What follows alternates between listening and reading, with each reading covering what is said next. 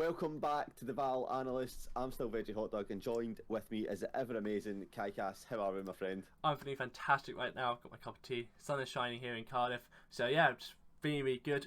Ready to analyse what could possibly be the greatest game of Valorant that we've ever seen. So yeah, really excited to get into this episode. You said the sun is shining in Cardiff. I know. Is that a common thing, or I feel like that's it's kind not. of rare? No, it's not. I think it's like the wettest city in the UK apparently. It's just. So let me get this right. The sun is shining. You're sat in your room with the lights on. Yeah. Watching and talking about Valorant. Of course, mate. I don't go out. I could play the football game today, but I'm not going out and touching grass. This is the way of the Valorant that you have to be. Valorant players, you stay inside. Definition. I'm surprised I got the curtains open, to be honest. I'm surprised I got that far. I was thinking that. I was like, at least the curtains are open. But anyway, the definition of a Valorant player right there. But we are here to talk about Valorant, as we always do. We've got some breakdowns for you guys. We're going to be focusing on probably one of the best matches that we'll see this year. I'm hoping to be proved wrong about that, by the way. I just want to put my cards on the deck. I'm hoping I'm proved wrong, but I highly doubt I will. But we, of course, had the conclusion of the alpha bracket Valorant, which was good. We managed to get most of our calls right on that one from our first episode. A few little mistakes here and there. However, we've got both teams that got qualified. Yep. So if we're looking at that just now, we had NRG surpassing past Koi, which in itself was a very good match. I think NRG have started each game very poorly and then got themselves back in it, which we've seen a trend coming through all three of their games, actually. They went on to play Giants, where once again Giants looked really good in the first round, and then NRG kind of warmed up and started hitting their shots and playing a lot better Valorant than they used to. Yeah. And then obviously semi-final, Loud and NRG. On the bottom half of that bracket, Loud beating Gen G, Carmine Corp beating Funfloss Phoenix. We got both those calls right. Loud beating Carmine Corp, also a good game, but Loud just showing exactly why they're such a good team. And then into this semi-final that we're going to be talking about later, which was NRG versus Loud. Now, Kai, do you want to talk us through the bottom half of the bracket, but it kind of went a little bit worse? Yeah, this is where we kind of got a bit wrong here. BBL versus DRX, expected. DRX dominated there. Not really anything to see. Cloud9 versus Papex, a very close game. It was 2-0, but the scorelines in each game didn't really reflect it, and Papex did play quite well. But Cloud9 did win that, fortunately for us. And then Team Heretics versus Evil Geniuses. And this is where we got a sort of massive, just complete surprise. EG just took us everyone by storm. And then MIBR versus Talent, obviously we got that one wrong as well. MIBR, we thought the home crowd buff would push them through all the way to the semi-finals almost, but not quite, and Talent just taking that. And then as we kind of expected, DRX kind of just dominated the rest of the bracket without Team Heretics. Sort of then MIBR, there's not really any shout. So I mean, we got the qualified right. So that's what really matters. That's what matters. Yeah, exactly. I think Talon gave DRX a really good matchup in that semi-final as well. But it is just incredibly overshadowed by this amazing match that we're about to get onto, which is the NRG Loud match. 3 maps played across both teams. The first map being Split, which is a lovely map. I love Split. It's one of my favourite maps in the game. I'm so glad it came back. Second map being Peril, and then the last one being Fracture, which was obviously the decider, and what a decider it was. Do you want to just jump in and start breaking this down? Really happy to. Yeah, I've got the game on in the background at the moment right now. But just Loud versus Energy Split on the first map. Myself, I'm going to be looking at Split, and then Veggie's going to go straight into Pearl here. We saw some interesting comps with Split, especially where we had a double Judas comp from Loud, which allows them to be really, really aggro. Not sure you can see because of our cams, unfortunately, but we got a KO here down here as well for Ardis, which I must say is a bit of a mispick in my opinion for him, because Ardis is not in my opinion, an initiator. He's got to be play on a Judas to be fully utilised. I think we saw him transition over to a Judas on Pearl, if I'm correct. Yes, he played Raze on Peril. Yes. Yes, and that's where you had me thinking for a second. Yeah. And obviously we know Split can be so defender-sided, and it wasn't for this game. Loud completely dismantled NRG, 13-3 overall. I mean, the first half it was a 9-3 on the attack for Loud. Absolutely incredible. But yeah, I think what started kind of alarm bells for me was the misalignment in roles. We had Som playing an operator on Astra, which I didn't really get, because if you have an operator, you normally play a jet or a chamber, you can quickly get shot, go out, and kind of play your life because of that reload time that you have to use if you're using an operator. And there's a couple of times he got caught out. Although I must say Som is an incredible player. And also, if you're an Astra or an operator, you're looking for your scope half the time. How are you supposed to control the game, which is what Astra exactly. is. Like, it just seems a misalignment of roles for me, especially as well artists on that KO. I'm just going to reiterate myself. He just wasn't utilized whatsoever. So I was really confused as to why NRG decided to go for here. But as we are on this position right now, this position for KO, I must say for artists, was dangerous. He was just didn't know how to deal with him initially. This is where the majority of their rounds came from. Was artists being on this little position here, causing a nuisance, looking towards heaven, and looking towards main as well. Really, really powerful, and with the support of Crashies as well and Viper, allowed him to pop off a bit more than Loud would have wanted to. But yeah, as I keep on talking, I'm going to let the gameplay over in the background, because Imagine, I want to ask you a question. Astra versus Omen on Split. On Split? Oh. I mean, I'm Team Omen all the way. I think the problem I find with Astra is you need to be well coordinated, you need to be highly skilled at the game, and you need to be very match aware. Now, the problem that I have with those three topics is that we're talking about pro players here. So pro players should have all of those three topics, right? They should cover all part of that. Your team should be coordinated, you're going to be good at the game, and you're very match aware of what's going on. However, I think Omen's just a better agent for me. The flashes that you can bring through, yes, you do have, like you said, Ardis on the KO for the flashes in this aspect, but you have the paranoia that can come through, and it just adds that little bit of extra element, and plus obviously the teleports rather than just the stun, suck, and smoke.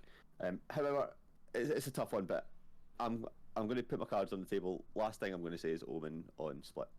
Yeah, I completely agree with you, because especially if you have an Astra, you need to have your Raze.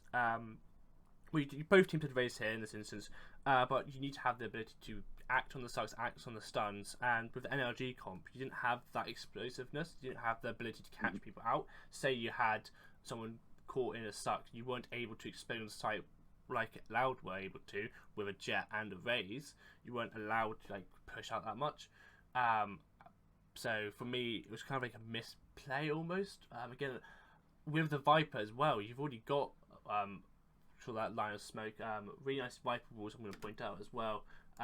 Just as we head into this round, this wall down here, this was the NRG defense set up, and then Loud attacker said it was allowed here just to get them up into heaven and allow them to go through to mid.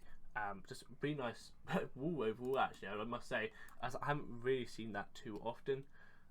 Normally we see Veggie, the classic weather wall just down there in ranked, which is a bit not the greatest overall, is it? Yeah, bit naff. Yeah. Bit naff. Bit animated. So yeah, it's the Viper was actually quite innovative, I should say. Just overall really, really nice to see. Also, another question I had for you, Veggie, about agent selection was a no cipher. Okay. A no cipher? A no cipher on both teams in this matchup. Yeah, I mean, I'm just having a look at the lineups here. So we obviously had Crashes on Killjoy. I do like Killjoy on this map. I think Killjoy, she can hold down pretty much both sites on her own. An instance, I mean, I'm going to go back to when I first started playing Valorant, and I was that Killjoy main, and I'm going to throw a bit of shade at Killjoy here. I feel like everyone, when you first pick up the game and you have no gunplay ability, very little game knowledge, the first thing you do is you seem to pick up Killjoy, especially around low level ranks. This is all you see. You see the same lineups, you see the exact same holds, and you just see people looking at a wall through their mollies. Yeah. And I just feel like that's, you know what I mean? That's what you see with Killjoy. It's full shade, but it's true. But at the same time, a good Killjoy player can hold down the site. But then, yeah, like you said, no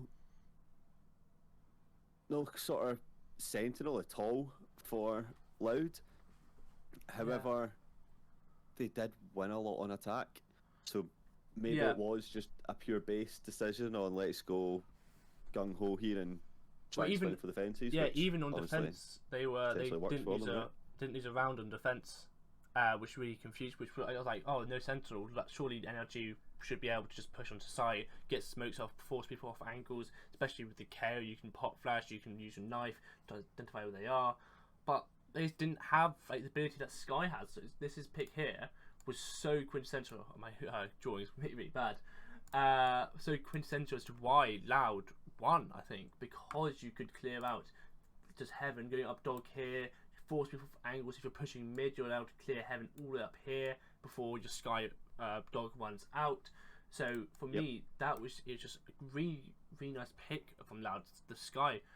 And as we see about the El Clasico, Loud versus Optic things there. And I'm also really confused as to why KO Joy had set up from A, where they got the majority of their team stuff, and there's leaving one person on mid, because Loud kept on just getting some mid control, and which allows them to either choose between B or A, splitting up the stacks of sides. Yeah, so on that point, I'm going to jump in. I know it's your analysis here, but I'm going to pose a question to you. Go. So you asked me why no Killjoy or why obviously no Cypher. It's very interesting to me that we see an agent that is very often picked on this map, and someone that shuts down that mid control, which once again is very vital on split particularly, is Sage. Yeah. I know people are just wall down mid, but like just wall down mid. Like, you know what I mean? Like but you're getting absolutely demolished through mid, and if only there was an agent that could counter that completely. I mean, fair enough, NRG might not be aware that Louds are going to double agent and go full gung through this, but I mean, the best performances I've seen on Split have been double duelists. I'm talking PRX back in, I want to say it wasn't Copenhagen, was it? I think maybe Reykjavik. My mind's a bit blurry on this one, but like this is when I first started watching competitive Valorant. Was Paper X just Raze and Reyna just gunning down mid, sending it out, and the perfect counter to any of that is a Sage. So why do we not see a Sage? Is my question. Yep, completely agree with you. Sage, I think, is really for those reasons exactly really useful on this map. You just put a wall here. You can, if they break it, you just sit back where Raze is right now, and you sort of slow. And if you have that Raze in your team composition, a slow nade combination is like so deadly, so brutal. It puts so much damage into the side of the attackers there. So completely agree with you on that instance. But I would put the question: who would you swap it out for on the side of NRG and Loud? I think Astra, or actually no. Well, Well, I think potentially Viper. If you're using your Astra smokes to be better, but as you're saying, the Viper walls are quite intuitive and doing things that we haven't always seen before. So maybe I swap it out for the Astra. Yeah, I think the KO pick is just completely. I think I knew you were going there. Yeah, I think the KO it just irks me. I get having like your nade down in drop down there, allows you to knife, gets information. But pick a fade if you want information. Like put your fade, raise nade if you have that. It just seems as though the composition doesn't allow the team to sync almost. It just seems like we'll play individually. And as I say this, in this round here, we have our Astra. I mentioned Som using Operate. He didn't use it in this instance. He has his Phantom. And if you notice, he's got the half buy here. Now, what's the one thing you don't want to do in a half buy situation for the if you have full weapons veggie? What? Oh, the one thing you don't want to do? Take fights? Yep. I don't know. You don't want to take fights one by one. You just don't want to do it. And look what they've done. they've set up in a 3-man stack here, played individually on B. So it just seems like a massive misplay for me. Like, and we see here the trades come out, and if you're on defense and you push a lane, you get 1 kill, you're giving your team a disadvantage. It's plain and simple, because if we have 5 people down at attack here, you've got 5 versus 2, because you've got 2 players here, and you've got 3-player man retake. if you get 2 kills, it allows your team to have a man advantage in the post-plant situation. It's so hard to do a post-plant situation on a 3v3 because you can just hold crossfires. So overall, it's just advantageous for the attackers to trade. And that's exactly what they do here. They take out the Raze, they force him off, they play really, really aggro here, take these close gunfights here. Aspas doing the work, and they're going 2x2 because they know they need to get trades out. And they've got sight. FNS now had to rotate, and they've picked up the weapons as well. They've got now a Phantom down here as well. You guys can't see the cam. They got 2 Phantoms now and a Spectre, just like that, because NRG has taken the individual gunfights, and it's just it seems so stupid coming from a professional team at the top level. We know this Optic roster is so good. I suppose that brings me back to the point I was making earlier on about NRG seem to start very slow, and I think that probably is highlighted more so in this map particularly. Like, I mean, you could literally look at any NRG match in this alpha bracket so far. In the first map, they have looked absolutely terrible and almost been stomped every time, which I don't know if that's just. I mean, it can't be stage jitters, right? Because it's like all those teams are used to playing on big stages and winning stuff. I mean, you've got. I mean, it's the Optic core. Exactly, and then you've got Ardes who literally just won with FBX. So it's not like they don't know what the stage has been like. I don't know. It feels like maybe the warm up routines maybe not right. I don't know. It does seem a little bit miffed, but at the same time, that's what it is. And as we go into the second half, we can see the scoreboard right now. I mean, Aspas just absolutely dominated Sadak. The IGL popping off even as well. 9 rounds for 3. And now a key thing I want to highlight is that NRG just didn't win any rounds in attack. It was a 4-0 in the second half, 13-9 overall. Now, Viper Wall, you saw the defenders from NRG had the Viper Wall cross down here. Actually, that's probably poor representation, we just do. Oh, I don't know the pro. It was like a cross down there, which was really nice to see. But we're going to see a wall that goes across here. Now, this is anticipation because Loud have done the double Judas comp. They've anticipated, look, you can play really fast on attack. And what's the way to counteract that? You sit back, you play together, you allow them to use their utility to push, give them the space, and then punish them for the separation between your duelists and the rest of your team, because the rest of the team can't catch up. So what you do, you put your Viper Wall here, raise them satchels, pushes in here, Viper Wall up, you kill the raise, you deal the raise, and they can't trade you out. It works well. But what we see here is that NRG just take up 1 versus 2 gunfights, doesn't work out for them, and their post-plant setup is just weak. They get the plant down, they get onto site, but it's just really, really weak overall. Let me just get my. I think it's here. Let me just double check. Have it down as 1 minute 32.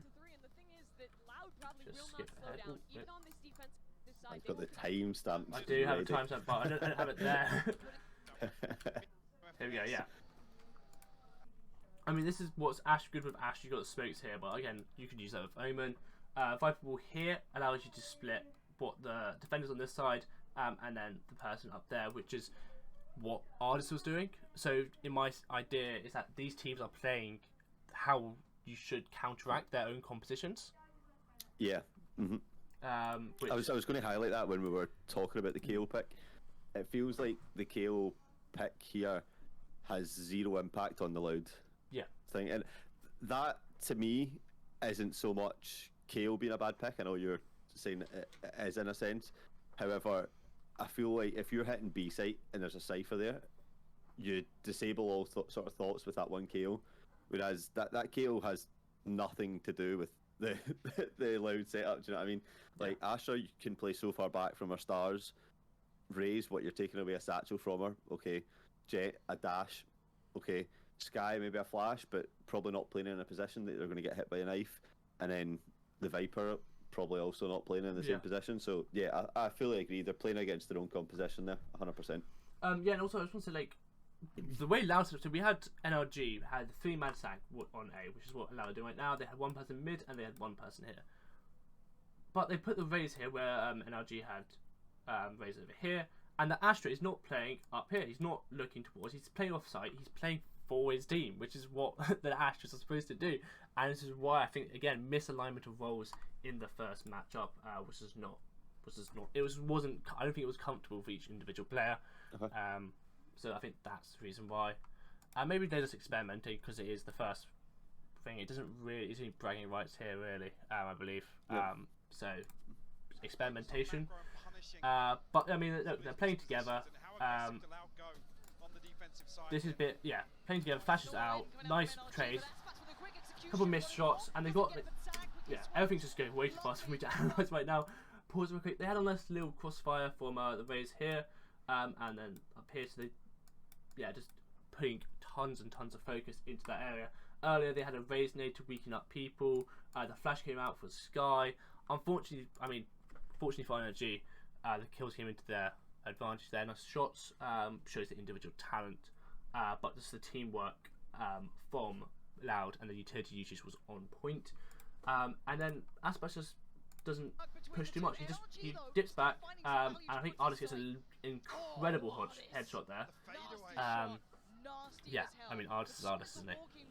Yeah, one of those players that when they heat up can cause a lot of damage. Yeah, but he's just so good. He was like the replacement for Ye, and he's just more versatile overall, I think, because Ye was just stuck on that chamber all the time, whereas Artist on a duo list is just so good. But yeah, as we go into the post-plant situation here, we had easy pick up from Les here. You can see just the nice little shots onto Artist, and we got FNS tucked in this corner.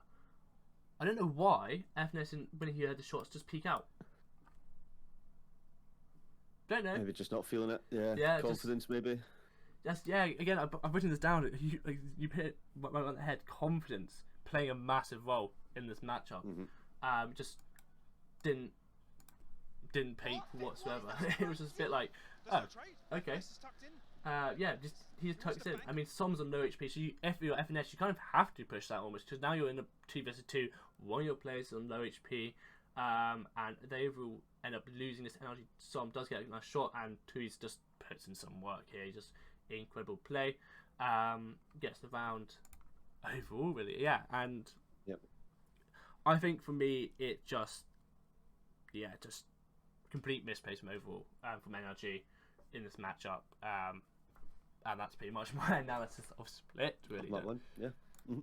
Yeah. Fair enough. I mean, it's pretty bang on the money. It's the team. One team done some rolling, and the other team took a beating. You've pretty much, like you said, hit the nail on the head there with exactly what happened. We do move on to the next map, which is Peril. Which, I mean, we love Peril. We've talked about Peril a few times now. Previously, looking at how was it Le Petit Buffon and Focus held it down? Yes, I think we did. I believe it was. Yeah. Yeah, I feel like it was, but this matchup is completely different. Different compositions from that match we previously looked at, and for me, I mean, so the first thing I genuinely write in my note, so that this is like me. So, NRG versus Loud, we go into Peril. So the interesting thing that I didn't want to focus too much on here, because there is something in the works later on for this channel that I'm working on at the minute for how Harbour is made a difference to VCT lock-in. I know we spoke about it on Monday night, how we've got a Harbour agent that came in and got trash talked of how terrible an agent they were, and now all of a sudden, the first big event of the year, Harbour's having quite a big impact, in my opinion. It's stemmed from DRX playing through it on Icebox. We've seen PaperX play Harbour on Icebox in the Asia Cup, and now we're seeing it very much becoming a common theme, especially on Peril. But the one key highlight of that is that Viper is always picked alongside Harbour. It's never just the solo controller, whereas you would have previously had Viper just be that controller agent. You're having both of them come in now. So Harbour not really working as a controller agent, but also very much working as a controller agent. It's confusing, but you get my point. Yeah. So both of them pick Harbour. So clip one, I just want to talk a little bit about how Harbour is utilised on the A site push. So I'll let me run down the compositions quickly so that you're aware of each team and who they both have. So they both have identical lineups in terms of players. So we're looking Killjoy, Raze, Sky, Harbour, and Viper. The only difference is Ardis is playing Raze for NRG and Aspas is playing Jet for Loud. That's the big difference. And Aspas is just, oh my days. Aspas. Actually, just like the final boss, to be honest. But yeah, so no Sage once again. We talked about no Sage being on the split map, which can cause problems. And you sometimes think coming on to Peril that Sage can be such a huge agent. There's a wall to defend off of site and also to attack onto site. So we come into play here. So if you can, I'm hoping that you can see if I draw stuff. So you can see my screen, but if I draw, can you see me drawing? No, I don't think you can. Not. No, so we'll just imagine. So if we're looking at B here, where this Viper wall is that cuts through site, that is quite often walled off by a Sage, which prevents a push down on A site, whereas it can also be used as a safe plant on the B side, which kind of helps the attacking team get a safe plant and then retreat and hold from long. But with not having that Sage there, it's a very different attack, which we're going to see. So let's just play onto the clip here, and we'll see as it comes through. So the first thing we're going to notice is the Harbour wall instantly comes out after the turret's destroyed, and I love this. Absolute safety down the whole of long. You're talking, you usually have someone playing backside, looking to catch people as they push down this site here, but the wall just completely nullifies it. Yes, you can spray through it. Yes, you might think that's a valid strategy. However, 5 players can basically just get free setup here. As you see where the wall finishes, all that space gathered, and all they've had to use is one wall. Immaculate. Like, instantly justifying the pick.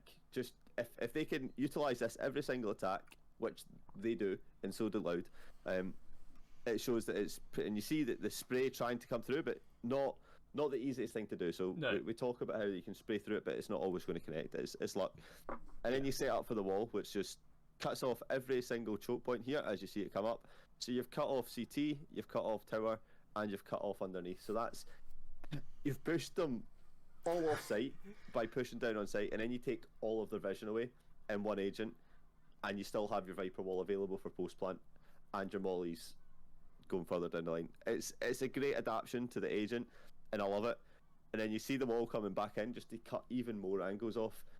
This is just vision personified, and you'll see quite often, I've not highlighted this in any of my notes, so there's not many clips that show it, but the skybird that follows the harbour wall is often something that fully happens. So if you think you're playing in your game, you see a skybird coming, what do you do?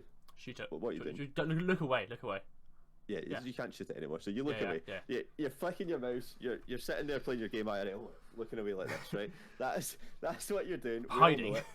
Yeah, exactly. But if you can't see it coming, because there's a big wall in the way blocking it, and then all of a sudden the wall stops and a bird comes through and flashes, you're blind. Yeah. There's no counterpart to that. You don't have enough reflex and reaction time to basically react to it. So it's great. I love it.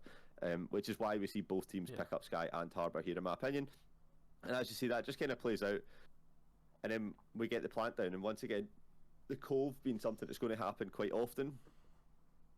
Yes, it can be destroyed, but it provides for at least a couple seconds of free plant time, and then you can run away and get it. It also means you can plant in a lot more unorthodox spots. I think this round basically just ends for Loud, but it's highlighted for what I wanted to. Yeah, I'm just going to mute it here because nothing actually happens. But yeah, that's what I wanted to highlight from that, was how Harbour is able to utilise down sites and kind of just fully get them on here. Would you be able to go back? So I spotted something really cool.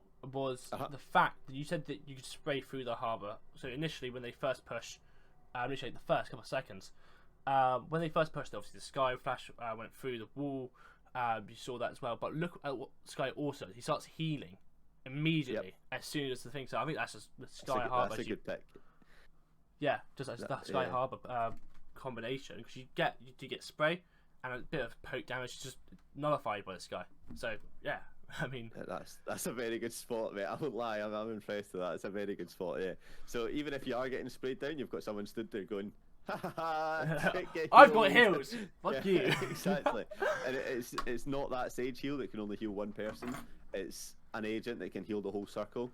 And if it is a spray, it most likely is your whole team that's getting damage from it, right? So yeah, 100%. And also, it's only like a tiny bits of damage as well. It's not like a whole like chunk, like 100. Yeah. It's like 30 HP, and then you just heal up, and everyone heals up, and it's just like push onto side. Yeah. Exactly, and that push is something that you see from both sides, which you kind of expect, having both very similar compositions. However, I just wanted to highlight it as it clearly is something that both teams have thought about and practiced coming into this, because both do it the exact same way in terms of the wall comes through. The only adaptation that you often get is if I come back to here. So instead of the turret going down here, you sometimes have the Viper orb getting placed down. So the smoke orb, just to prevent vision, which then gives them a free cross before the wall comes down. That's the biggest adaptation that we really get to this push. However, it just nullifies Sadak being sat down there, and then when Loud do it, it nullifies, I believe it's usually Crashes that sits here, and it's a perfect adaptation. So once again, I said I didn't want to talk too much about Harbour, but here we are, talking about Harbour once again, and this time I want to talk about how they use his ultimate to push off site. So this game really was just, it was a lot closer than the split game. It was a lot of both teams having incredible moments and pretty much matching each other in terms of tactically and how to retake the site. However, so we're going to see Aspas gets an open kill because it's a demon, but this forces NRG into committing down A site. They know a push has come up through mid. As you can see, you've got Aspas and Quanzine there already, and then two players on B, and then Harbour's kind of stuck in limbo over here in his own, pretty much in their own spawn. But they know there's a presence in mid, so NRG can't fold back because they know there's people there. So they have to commit onto site. So you see the flash comes through, but watch. So once again, wall just covering so much site, but the ultimate is going to get committed. Now, I've never thought about the ultimate in this way, but it's kind of acting as an information gathering lockdown. Yep. So you've got two options when this ultimate comes through. You can stay on site and dodge the stun or get stunned, so there's three options I suppose, or you push off of site, which this follows you. So Harbour moving lockdown highlights anybody on site, so it allows the team to really push through onto site, especially when it's on A and it's kind of such a compact site that there's not very many places for the defenders to be. They can use this lockdown and just gather any information, and notice there's no pings. There's no dots coming down from the sky alerting NRG that Loud are there, because they're not there. But if it was there, you'd be able to see that there was a player there, and then it gives that information, which is basically an info gathering out, which I know is just me describing Harbour. However, it's a great use of it, and we see it time and time again throughout both teams' attacks and defences in terms of how to push onto a site. And they just use it to gather info rather than be like, oh, we're in a hard spot, let's use the ultimate. It's let's use it to gather information. And then once again, this wall, coming back to my original point of how it's used to push people rather than suppress people. So we're not using the wall to shut down an angle as such, we're using it to follow up with. So you see Harbour put the wall up, and then all that space is automatically gained because we've just pushed up site. And yes, Loud end up using the lockdown to try and gain space back, but look at that. Ardis and Som able to push all the way up through here. So if I just skip back a couple frames, so once again the Skybird coming through for the blind, can't defend it. But look at how much space Som has got. Yep. Just all the way up here. And I can't remember the player's name, but just absolutely no idea someone's there. Tries to run away. Yeah, the bird comes through, flashes. There you go. And Tui's is dead. Yeah. Just like that, it's over. So it's a really interesting adaptation of not using the walls to control the game, but instead to take the game to the opposition and say, we want this space, we are taking it like a true controller should. That is the end of that clap. So then adjustments. Let's see what I've put down for adjustments here. So a big spray through from here, but also I'm just going to keep talking about Harbour. It's fine, don't go for it. Love it. Harbour's just, you can see, like on the last clip, it's just the teamwork with the Sky and the Harbour. It's just so dominant. The meta it just could be like the new meta. I'm now thinking split, pushing up mid on defense. Yep. Mm-hmm. why is Harbour not there? Why put Sky as well? I mean, Harbour is looking like a brilliant character. This is why I loved Harbour when Harbour first came out, especially on Breeze, because you've got that tube that went up like the whole of Breeze A site that you could just wall up and then you could just walk up the whole way through. But obviously that map's gone, thankfully. So an adjustment here is with the Cove. Instead of using Cove for planting purposes or diffusing purposes or safety purposes, they're using it to close off an angle. So you see they've tried to throw it down onto B site, which is just closing off that CT angle. Like a vibe so wall. It's used. Yeah, exactly. It's don't have the wall anymore, and the big wall is gone. So it's what do we have in our utensils here that can stop an enemy team seeing through it? And not only can you not see through it, if you want to be able to see through it, you can either shoot it down, so then that tells the enemies where you are, or you're going to have to walk through 2 layers and then come out, and you're basically dead. So as you can see here, you've got less up top here. Victor's trying to push through middle, but you've got the orb, which just stops the push through because they know they're going to get contacted the second they come through. And he's just kind of holding a nice little peek up there, which kind of happens. And then Aspas kind of comes in and tries to do something. But the biggest adjustment here, Kai, is nothing to do with what I've just been talking about. I've led you astray. It has nothing to do with what I've been talking about. Exactly. So, some eagle-eyed viewers might have noticed at the very start, if we come back to here adjustments, you've got 2 players for Loud holding NCT. Both of them die. You have Aspas on the flank. Yep. And you have Less up in heaven. If you're looking at this map, it's a 3 versus 2 at this moment in time. Yep. You know where at least one is, and you're probably pretty confident Aspas is coming around on the flank because it's happened before. There's a site completely free. Absolutely free, with nothing on it. There can't be any util on it because Killjoy's not alive. Yep. So you don't have to worry about that. So watch the minimap carefully here. The sprint away from crashes all the way up to A site puts the alarm bot down mid, and then they start aggressing onto A. But the biggest switch is Victor thinking about coming back, holds down mid a little bit, as Ardis is still taking so much contact off of Aspas after killing Less that they think it's still here. There's no idea that anything has been pushed away from it yet.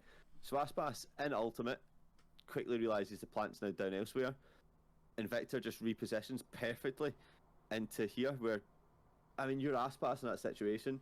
You know the bomb's planted elsewhere. You have no thought that someone's going to have waited behind so far to try and capitalise on a rotate, so you're trying to get there as fast as possible, and Victor's just sat there waiting. So for me, that was a really lovely adaptation from NRG to go, we're on site, yes we can plant, but if we plant, we're in a 2 versus 3, yes numbers are in our advantage and there's a chance, but these players are good, and a chance that can be taken is a chance that you could potentially lose. Let's optimise our winning percentile, head to a completely different site that's alone, and just lurk behind and get the kill, which is exactly what happens. And it's actually a gorgeous bit of Valorant. I'm not afraid. Yeah, no, it's brilliant bit of Valorant. Venus heads up play, just be like, yep, we know where you are. We're gonna head to the opposite side of the map, and then just catching him out, because you have to push if you're Aspas. So you have to run as fast as you can because it's got 40 seconds, and you have to retake site. No information whatsoever. So yeah, Venus play. Yep, exactly. So once again, I'm going to talk about Harbour diff again. Let's watch through the clip, and then we'll highlight what's going on. So walled off mid here, then Quazine just coming down mid like it's always kind of been. It's been one of those pushes. This is where Loud had most of their advantage on this. Their attack was through mid when they came down. Victor does pick up a kill, and then that's the orb I've obviously just highlighted before, where it's no longer being used to protect something. Yeah, it's been used to take away vision. So all util has been used, both walls and the E wall, which is using bigger advantages, but that comes down and fully just forces Sadak inside there, and then the ultimate comes in, just highlights where players are, and then that allows for a better push. They know no one's on site because the ultimate's covering it, which then identifies that they could be flank or further back, but obviously Aspas comes in and identifies where they are exactly by getting that kill. But that really was I suppose I've already covered that in my previous point of how Harbour is once again utilised so well on this map, and then something does end up getting the kill. Som also shoots his own cove. Now that was do you reckon to lure the Loud player to go into the cove and then think, you know what, it's safe, and then Som shoots it, full sense of security almost. If you go back, he pops it down and starts shooting it himself. I think, if I'm being honest, that's probably more of a reaction of you've got a kill, so you get the kill coming up. So cove's down, you get the kill here, so then usually you're going to get traded out or attempted to be traded, right? So it's more of a reaction shot of my position's been given. Someone's going to push out of here, which is how you see these nasty flicks come through. But at the same time, to that point, I believe you could use it to that advantage of, right, we know Sadak is in this general area, he's probably pushing through. Let's break the cove and then capture him when the wall's falling because he's going to be unaware. So yeah, 100% could be used that, but I think probably more of a reactionary, like, deter, bit of pre-spray before the person push out. Yeah, exactly. Yeah. So then that comes through to that, and as we see, the round does get won thanks to a nice little trade. I think if that smoke hits slightly different, so you see Aspas try and put the smoke down to cover up Victor, but it goes too far and then actually blocks down the other side. It could have been a completely different outcome to this sort of round, at least, maybe not the match, but this round, because Victor then is able to get the kill, and it does take it to 11-5 for NRG. So looking strong so far. But Loud start to adapt into how they're going to play. NRG have an adaptation to it, so a couple rounds in a row, Loud start playing down mid, they identify where Crashes is playing, they start highlighting on that fact, and they're able to kind of capitalise on it.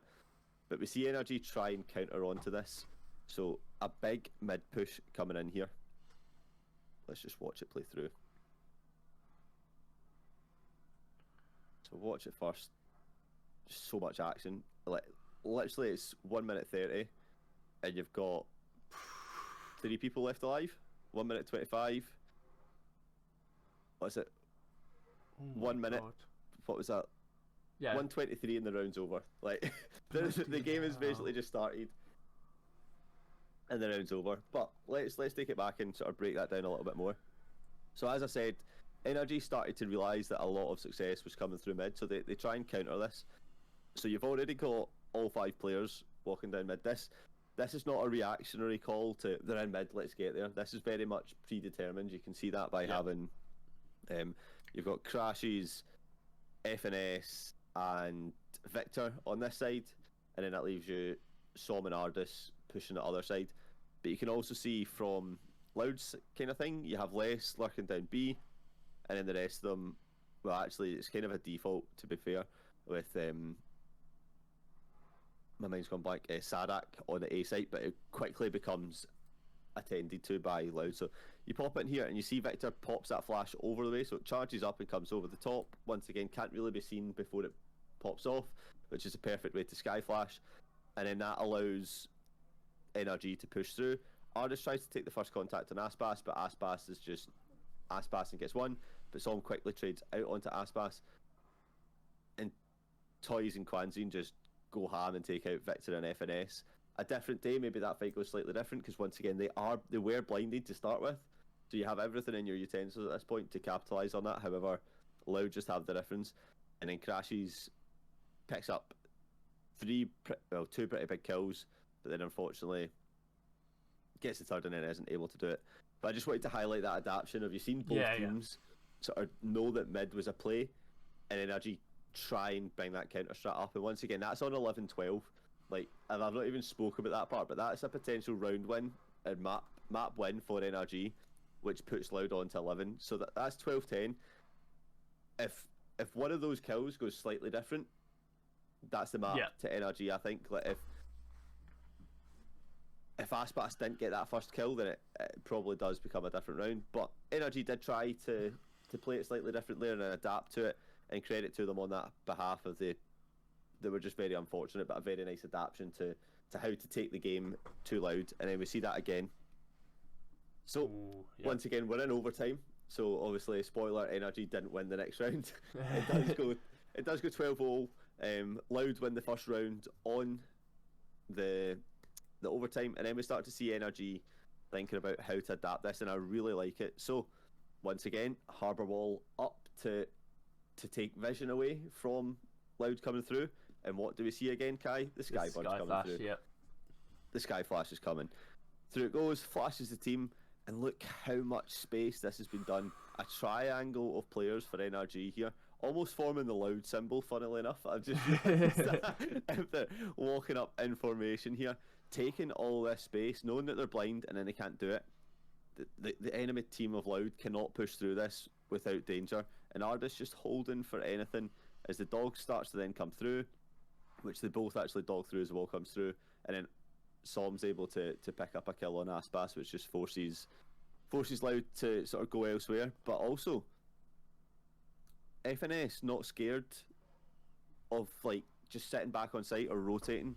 They know with the pace that's been taken up B-long, that it could very much quickly hit onto the A site, which is what happens here as FNS takes space up mid. You've got the nano swarm. Yeah, sorry, my mind's just gone absolutely blank there. But you've got the nano swarm and you've got the poison cloud up, which is preventing Loud from pushing down through Art. It gives FNS a chance to just kind of peek round angles, tries to take the shots, and then puts down the snake bite. And that's basically my analysis done on the map. Spoiler, if you haven't watched the map, NRG do go on and win the next 2 rounds, and then they manage to get themselves into victory. But it very much was a map of both teams doing the exact same thing. Yeah. In terms of counteracting each other on both using the same strategies down B. Loud started hitting mid a lot more compared to previously, but it does take us onto this fracture map, which honestly just becomes the pinnacle of Valorant. So I don't know if you want to take a little bit of a lead. Yeah, just pinnacle of Valorant, really. I mean, I've just chucked onto a random map at the moment, round, sorry. But if we just kind of keep on going, we can see the team compositions right now. So we have a Jet, Breach, KO, Cypher, Brim, and then on side of Loud we have a double Judas combination with Sadek going on to that race that was so successful and split. 2 is on the Brim, Aspas is on the Jet as always, Less is on Killjoy, and Breach with Quazan. I'm not sure if I'm pronouncing that right, so I do apologise. But looking at these team compositions just straight up at face value right now, what are we thinking, Reggie? Looking at team compositions, what are we thinking? That is a very good question. I mean, Breach is a staple character on Fracture. Yep. Cypher's becoming very much more and more, is from what you see, obviously with the Chamber nerf that come through, but I know you'll argue that Chamber is still a very valuable pick, especially on Lotus. But Cypher's sort of pick percentage, especially on Fracture, is skyrocketed because of that. Brimstone, probably the best controller on this map. Yep. Killjoy pretty much counteracting FNS, and then Sadak picking up Raze, who had so much success on Split with that agent, and Ardis swapping across to the duelist on Jet this time, which is what everyone wants to see. Let's be honest, we want to see Ardis on Jet. That's all we want. He's so good on Jet as well, especially when he picks up the operator. He's just such a formidable opponent. He fills the role that Ye left when he went over to Cloud9 so well, and he's a versatile player, but he excels at the Judas positioning. Also Judas role.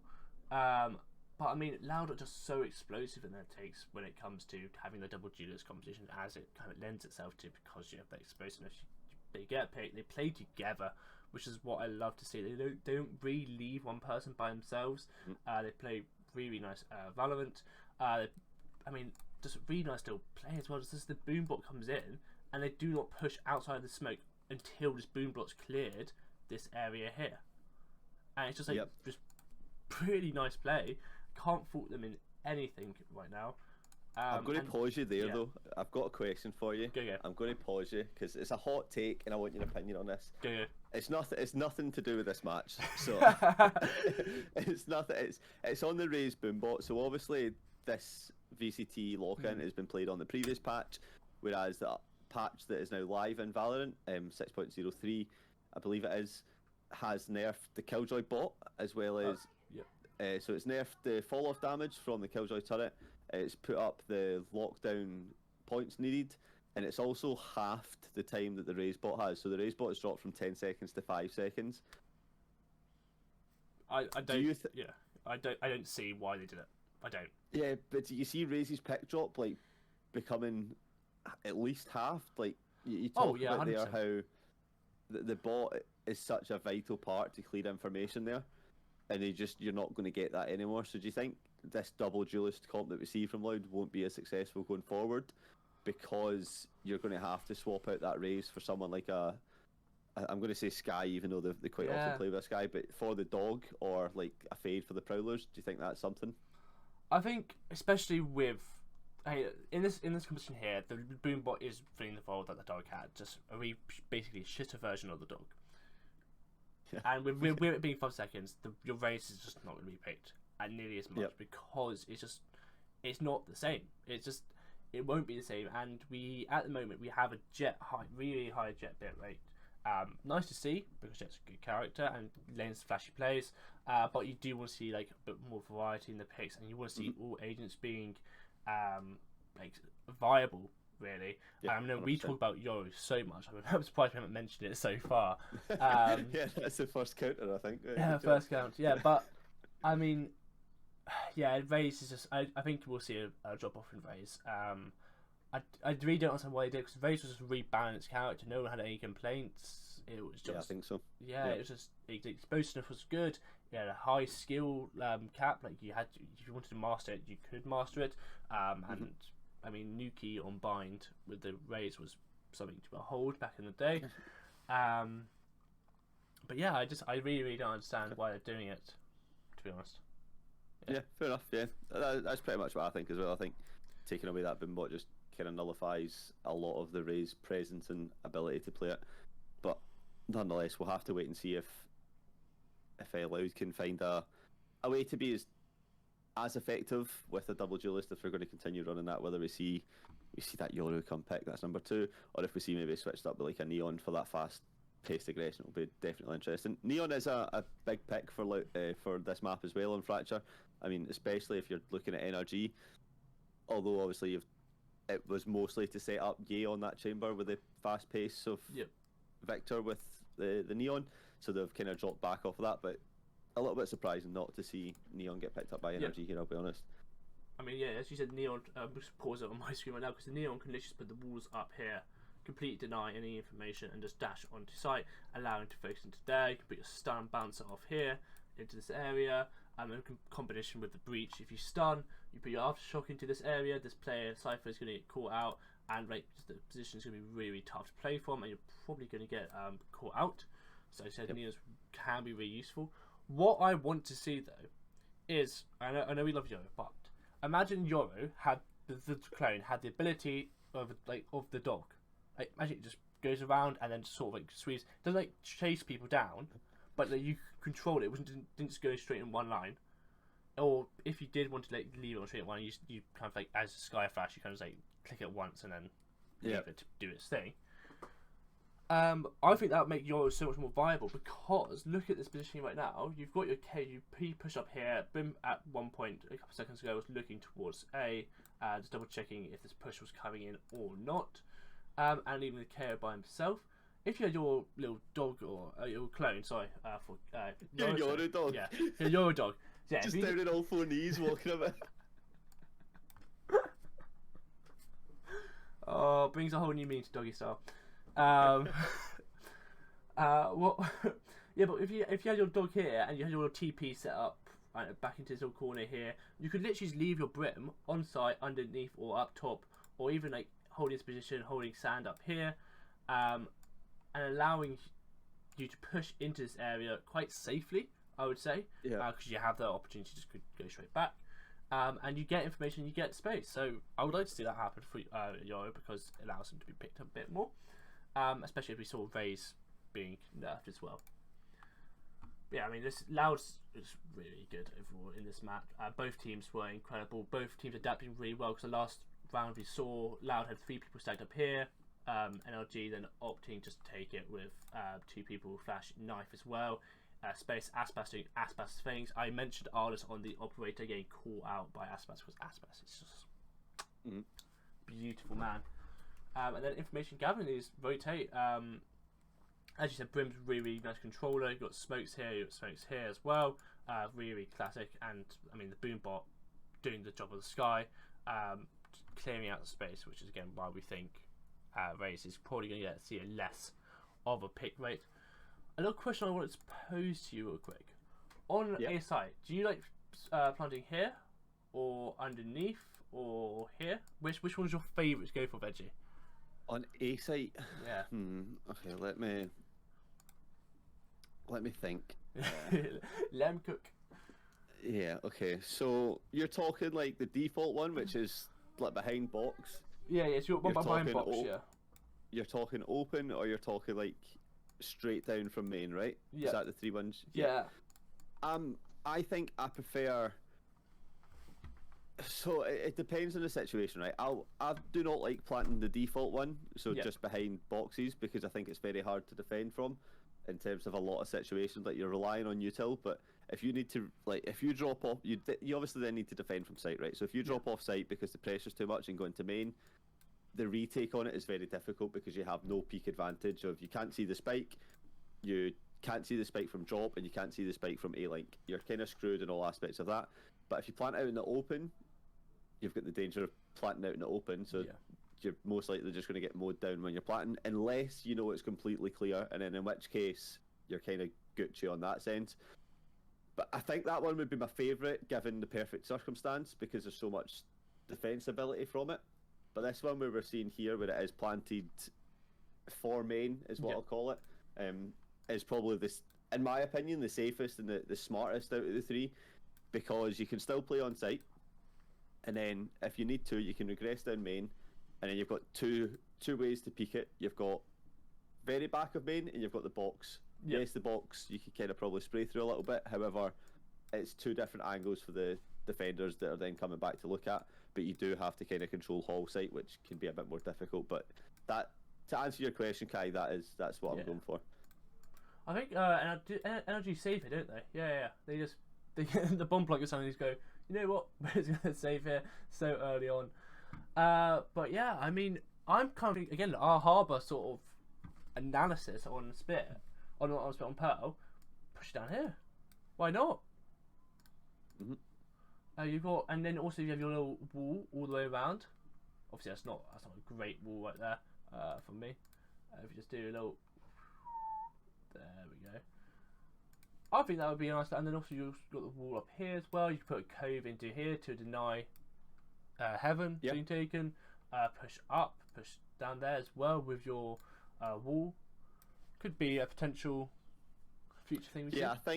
I think the problem with Harbour on this map is that, like I said, so you always see Harbour paired up with Viper, whereas Viper doesn't get played on this map, because I just think Viper on Fracture is terrible. I don't think the walls that can go down are that strong, mostly because mid is defender spawn, right? So like, you can't do your generic walls because there's not much vision to begin, so you're just literally doing sight. So you're then having to probably still play alongside. Are you taking out Brimstone? Is kind of where I'm going with this. Yeah, I think Okay. I'm gonna just slightly just because I quite like Viper. I'll quickly show a little. Your opinion is wrong. Viper is good on Fracture. It's wrong. It's so wrong. I on rank. This is rank talk right now. So I played a bit of Viper. I put a little wall along there, and put my orb there. So I shot down A in my sides if I'm defending, and then obviously on attack it's just the classic wall there, and then you just orb where the bomb plant is.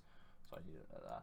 But if you have that set up there, and then you have Harbour on B, you can put your wall down there to gain space, as we saw on the NLG push in Pearl on B main. You could also, for retake as well, just completely clear sight, put a cove down, as I mentioned before, and again, you push people back. Yeah. But yeah. I mean, yeah, I think there is a chance for it, but I think Fracture's meta is kind of so strong, especially with the lineup that we've got here, that Brimstone's smokes last for so long that it kind of shuts off a lot of choke points for quite a long time. But to your point, you could just easily wall off all the choke points at once if you come through hole on that point. But yeah, I mean, we'll wait and see. Definitely, Harbour's very much coming into the agent pool, and it's clearly the thoughts of a lot more pro players. So maybe it does come through. But yeah, I don't know. Yeah, no, I think Brim is the main pick at the moment, as you said. Yeah, the length of the timings, and also you have to think that's 2 agents I'm selecting over 1 agent that does just the job, same job, quite simply, and then you're losing out on other abilities. Do you think Sky will come into the fold then with the Rays? I think so, yeah. Just like I said, purely taking out that Boombot's ability to seek information, Sky will have to basically replace this. That's a lovely trade, by the way. Yeah. But I think that comes down to quite a lot, which I can see it being Fade also because of the Prowlers. I probably fair Fade. I think it's a better initiator for information because you've got the eye that gives it information as well as purely just hunting people out, whereas the dog might not always catch people or be able to see people, whereas the eye is going to catch anyone in its vicinity. So yeah, quite possibly.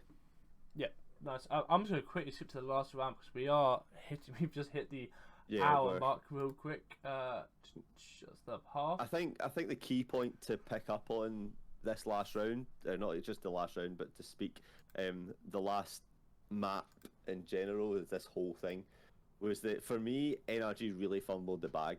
There was a lot of chances for them to take advantage of each round individually, win more rounds, and especially in overtime was one of the biggest parts. They had a lot of ability. Do you want to put it to round 12-11 for 12-11 for NRG versus the 11 to Loud? You're going to see that NRG are in a phenomenal position to win the match. Like, probably never going to get much of a better position, and it just kind of doesn't work. Back a little bit. Back a bit. Or yeah, it's 12-11. Oh yeah, 12-11. Yeah, sorry. I thought it was 12-13 in my head. Being an idiot. Yeah. It's basically right at the end, so it's we're obviously spoiler alert. NRG don't win 12-11, but yeah, just a little bit further. Yeah, so the replay. Here we go. Here we have 12-11. You see, there's NRG have sight. They just don't have main or sands, but bombs planted, and it's NRG that's planted. So all they need to do is stay on it. Here goes the plant. Plant comes down, and they have control. And then basically they just get diffed by Quasi here. The Cypher ult goes live, revealing the positions. It's very difficult to lose from here. You know where both players left alive for Loud are. All you need to do is play into that and get the kills. However, Cleansing on Breach goes absolutely mental, and a 3 versus 1 swings at the same time as both members for NRG swing and gets 2 kills. But this is absolutely massive. Uses that sort of Breach ability to force who is it that he forces out? Is it Crash? Is it Som underneath? Yeah, Som. Forces Som underneath to get that extra ability to be able to shoot them, and then it's a 1 versus 1, and they just go crazy and take it into overtime. Like, that in itself as a round should have went to NRG. Oh yeah. Like, there is no mistaking that NRG fumbled the bag there. Yes, they got outplayed by Quazine, and yes, they played that very well in themselves. However, to me, there's almost no better scenario here for NRG, apart from maybe having like the Brimstone ult to use it, obviously. But I can't speak like that's where the match went wrong for them, in my opinion, at least on Fracture. Yeah, I completely agree with you. I mean, FNS in this position, just easy, really nice pick onto Les here. The Cypher almost playing into like the disadvantage of NRG here, because you see it pops off here, and you're going to highlight a player down Sands, a player main. So what the NRG members of the site here, these two think, alright, if this guy's FNS is in there, we can let him be. We're going to try and peek together, try and get a kill. And I think he's getting the timing wrong, because you've got a separation right now. You're going to be able to hear if they join together. And two, he's just really nice play. He just tucks in right there and doesn't allow these two players to swing on top of him. Yep. Thing there. So really nice play, and it allows Breach. Even that camera is quite intelligent. Like the throwdown of the camera to then, it even just draws the player's aim away from where they might be pushing from, and it allows NRG to swing from it. I don't know, like, It's just, yeah, it's just, and FNS gets a nice kill and twos there. And yeah, Breach Aftershock doing this is why Breach are just able to get this position off. Do you think it would have been better if they planted out in the open to allow FNS to, instead of planting behind box because of FNS being in this position, plant it here. Breach has no smokes. You can't smoke it off. You can't. You've got one flash left remaining, and you've got cipher traps as well, I believe. No, you don't have no utility on the side of FNS. Yeah, and then there's just a nice swing. To be honest, it's just. Yeah, it's a beautiful swing.